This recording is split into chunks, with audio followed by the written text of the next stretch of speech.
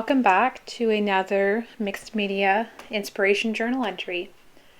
This one here I created at the same time or right after we did the color play.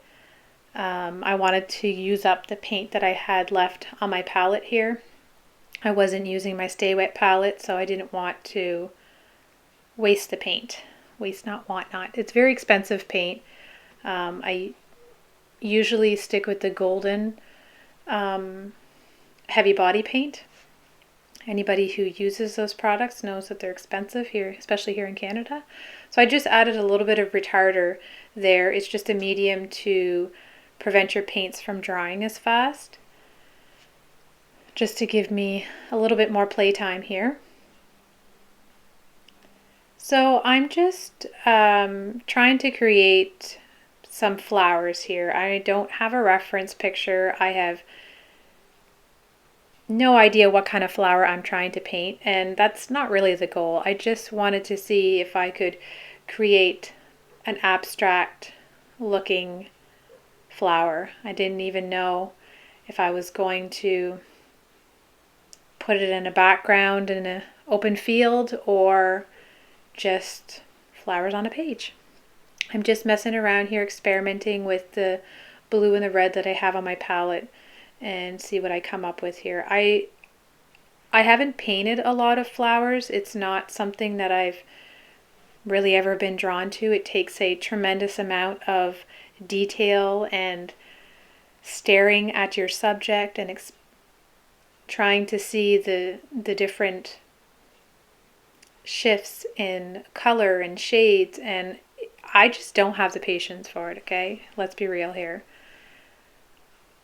I kind of like immediate gratification. I don't like to sit and stare at something or work on any projects for any length of time because my time is limited and I just like to walk away feeling like I've accomplished something. So I guess abstract pieces kind of feed that immediate gratification side of me. So this green here does not really fit. It's the, I can't remember what the name of the color was that I use now. Anyways, it was not a color that I had ever painted with before until watching the live video with Donna Downey. But it's interesting when you mix it with the other colors, you can come up with some really pretty greens. So I thought, let's go with it. It's on the palette.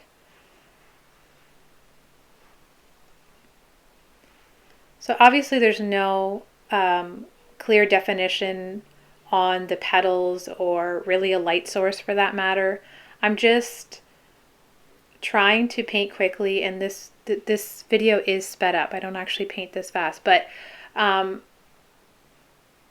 sometimes when you think too much, you start to psych yourself out of it. You spend too much time over analyzing.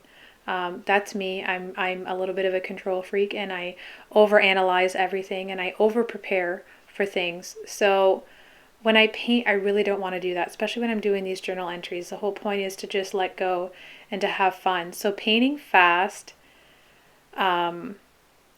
helps me to achieve that, helps me to let go of the overthinking, overanalyzing, and just do it. I think I might have said that in every single one of my videos.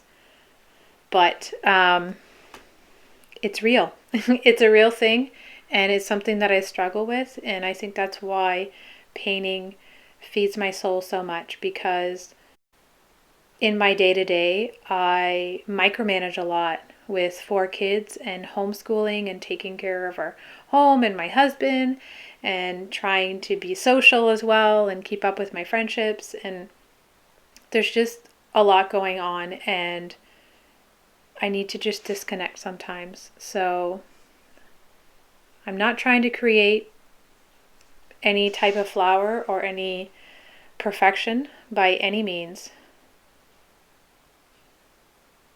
And if there's anything that you guys draw from this video, even if you do not necessarily like the painting that I created, I hope that you'll just listen to the tidbits of advice that I give along the way and find inspiration in your own lives, whether it's in your art or in your day-to-day life. Honestly, art has changed my life in so many ways. Many of the art lessons that I've learned have become life lessons. Learning to let go, learning to trust the process. It's increased my faith. It's really changed so much of my life. And I think that's why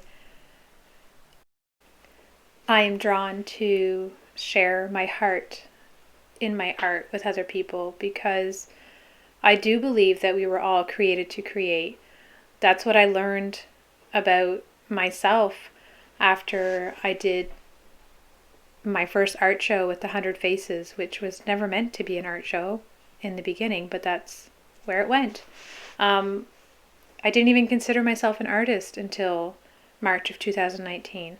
So a lot has changed in my life, and it's because of my art. And I think that our mental health really needs to find that passion and that drive to create. When we're creating, we're disconnecting from the other side of our brain that is the logic side, and side that gets stressed out and overworked. And we need to start using the right side of our brains to restore and renew and rejuvenate our minds and our spirits. So I hope to inspire other people to create, whether it's painting or baking, sewing, building, sculpting, whatever it may be. Find something that you love to do and do it with no expectations. This is for yourself. And who knows where that might lead you in a month, a year, 2 years down the road. You really don't know. You really will never know until you put yourself out there and experiment. I know for me, my art really took a big change, a big shift when I started painting for myself. I stopped thinking of what people would want to buy, and I was just painting through my depression. I was painting for myself. And people started connecting with my art a lot more. It still doesn't mean that I was selling a lot of art, but I had a lot of people reaching out and following me and commenting on my stuff. And that really, honest to God, feeds my spirit and encourages me more than any sales could. If I have touched someone else's heart or life through my art, it blesses me so much to hear that. And so I welcome your comments. It is such a gift and an inspiration to know that people are watching and following. And sometimes with social media, it can really weigh heavy on you if you are counting on those likes and comments for your own self-worth and value. I can't tell you how many times I have posted paintings and not had any interaction or likes whatsoever. And I kept telling myself that I'm not valued by the amount of likes that I get on Facebook. And because it's not something that I thrive towards and that I've decided in my mind long ago not to focus on, it blesses me so much more when I run into someone at the grocery store and they say, "Oh my goodness, I've been following your art and I just love what you do and I can't wait to see your post and I look forward to it." And these people have never once liked or commented on any of my posts. So it's encouraging to know that people are still watching. Not everybody is as vocal and out there on social media.